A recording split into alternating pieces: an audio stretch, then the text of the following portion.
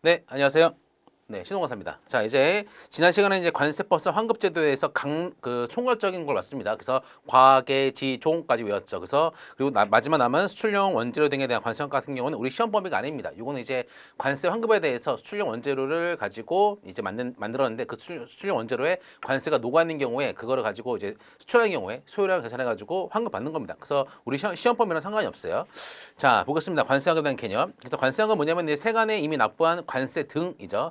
관세 등을 일정 경우에 다시 되돌려주는 제도를 말합니다. 그래서 일정 경우는 과계지종 이렇게 배웠죠.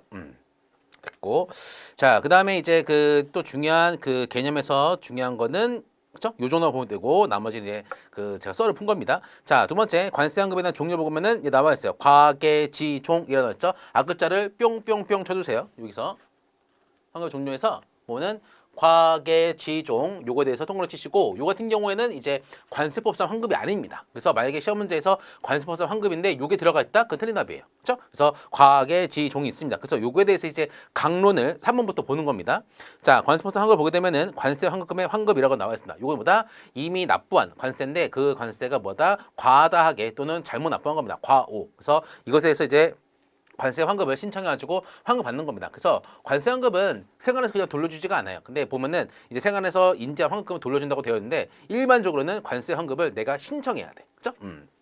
자, 세관장은 납세 의무자가 관세, 가산세, 채납소득비 이제는 가산금이 없어졌죠. 예전에는 관세, 가산세, 가산금, 채납소득비라고 되어 있지만 이제는 가산금이 삭제가 되고 가산세로 녹아 들어갔습니다. 자, 그래서 관세체 이제 이게 뭐지? 관세체라고 할게요. 관세체. 관세체의 과납 또는 관세법에 따라서 환급할 세계 환급 청구가 있는 때에는 뭐다 지체 없이 이를 관세 환급금을 보다 결정을 하고 결정하고 이것에 대해서 30일 이내 환급을 해줍니다. 결정하고 환급해준다. 자, 세관장이 확인한 환급보다 청구가 없다 하더라도 환급을 해줍니다. 근데 이런 경우는 거의 없습니다. 거의 없어. 그래서 저도 이제 관세법인 운영하니까 이런 경우가 진짜 1년에 한두 번 있을까 말까? 그 세관에서 알려주는 거예요. 아이고 이거 관세 잘못냈어요 라고 알려줍니다. 그렇죠? 그런 경우도 있어요. 그래서 그런 경우는 세관에서 알려주는 것이죠. 자, 두 번째 보면 관세 환급 가산금이라고 되어 있습니다. 그래서 관세는 뭡니까? 세관에서 내가 원래 그 관세를 1,000만 원 납부해야 되는 것인데 내가 모르고 2,000만 원 납부한 거예요. 그럼 세관에서는 1,000만 원에 대해서 부당이득을 얻은 겁니다. 그럼 1,000만 원은 돈이라는 거는 갖고 있으면 이제 시간이 지남에 따라서 이자가 붙죠? 그러면 이자까지 돌려줘야 된다는 거예요. 자, 세관장은 관세 환급금을 환급하거나 또는 충당할 때 충당하는 뭡니까? 내가 관세에 대해서 그 환급 신청을 관세에 대해서 환급을 받으려고 하는데 뭐다? 내가 납부할 관세가 있는 겁니다. 납부할 관세 내가 관세에 대해서 환급받은 게 있습니다. 1,000만 원 납부를 해야 되는데 500만 원만 1,000만 원 납부를 해야 되는데 2,000만 원 납부를 했어. 근데 그 1,000만 원 환급 신청해서 돌려받아야 되는 것이죠. 하지만 내가 예전에 이제 내가 수입 신고했는데 관세를 안 낸 게 있는 겁니다. 그래서 그 안 낸 거를 환급금으로 뭐한다? 충당할 수가 있어. 그건 충당입니다. 자, 이렇게 환급하거나 충당할 때 다음 기간과 이율에 따라서 계산한 금액을 환급 가산금으로 이것에 대해서 더합니다.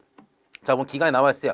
다음 구문에 따른 날의 다음 날로부터 환급 결정 또는 충당 결정을 하는 날까지의 기간으로 한다라고 되어 있어요. 그러니까 제가 아까 뭐였습니까? 결정하고 30일 이내 환급한다고 되어 있죠. 그래서 절차가 두 개예요. 결정하고 뭐한다? 그 결정에 대해서 30일 이내 환급을 해줍니다. 그래서 보면 이게 그거예요. 그래서 기간은 뭐다? 결정하는 날까지입니다. 그래서 그 다음 아래에 따른 날의 다음 날로부터 그다음에 환급 결정 또는 충당 결정을 하는 날까지의 기간이 한다. 실제로 뭐한다? 환급금을 돌려준 날로 하지가 않습니다. 30일이라는 게 들어가는 게 아니에요. 자, 이해되시죠? 자, 그래서 아래 박스 보면은 이건 중요한 겁니다. 자, 보면 1, 2, 3, 4, 5번이 있어요. 1, 2, 3, 4, 5. 자, 차고납부, 이중납부 또는 납부, 그 납부에 기초가 되는 이제 신고 또는 부과를 경정하거나 취소함으로 따라서 발생하는 이러한 관세 환급 같은 경우보다 납부일에 다음 날로부터 결정까지입니다. 그 기간에 대한 이자가 납부일, 그래서 납부일이 중요합니다. 하지만 이제 분할 납부된 경우에는 그 최종 납부일로 한다. 두번 납부다. 계속 관세를 일정 기간별로 납부를 하는 것이다. 그렇죠? 자, 최종 납부된 금액으로 합니다. 하지만 그 최종 납부된 금액을 초과하는 경우에는 이제 소급해가지고 역산해서 그 납부일로 하겠죠. 그렇죠? 두 번째, 적법하게 납부된 관세에 감면이 발생한 관세 환급금이라고 되어 있습니다. 이제 관세 적법하게 납부를 했어요. 근데 뭐다? 그 물품이 관세 감면 대상인 겁니다. 그럼 다시 돌려받아야지. 그렇죠? 감면 결정일. 3번 적법하게 납부된 후 법률이 개정되어 발생 환급이라고 했다. 보다 개정된 법률의 시행일, 개정된 날이 아니라 보다 시행일자다. 이게 중요한 거예요. 그다음에 4번 관세법에 따라서 신청한 환급세액을 환급하는 경우라고 되어 있습니다. 그렇죠? 거기서 보면 관세 환급을 신청한 거죠. 신청한 날로부터보다 30일이 지난 날. 30일이 지난 날로부터 이제 그 30일이 지난 날로부터 이제 결정한 날까지가 되는 것이죠. 그렇죠? 하지만 이제 세관장이 직권으로도 결정할 수가 있습니다. 그런 경우보다 세관장의 결정일. 그렇죠? 세관장이 환급 청구가 없다 하더라도 줄 수가 있다고 했습니다. 그게 바로 이거예요.